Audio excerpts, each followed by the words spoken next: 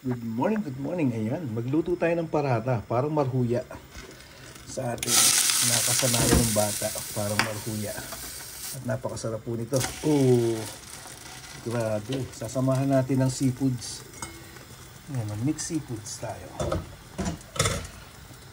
Damihan natin ng luya, damihan natin ng bawang, damihan natin ng sibuyas, at the best ay may kaunting gulay. Laging may gulay. Mixed seafoods po tayo. Bakit? Dahil po ngayon yung taglamig. Kailangan natin kumain ng mainit at maraming luya para sa ating katawan. Huwag natin tipirin ang pagkain para sa ating katawan. Enjoy life. Ito po, napakasarap nitong parata. Binabait ko lang malutong-lutong.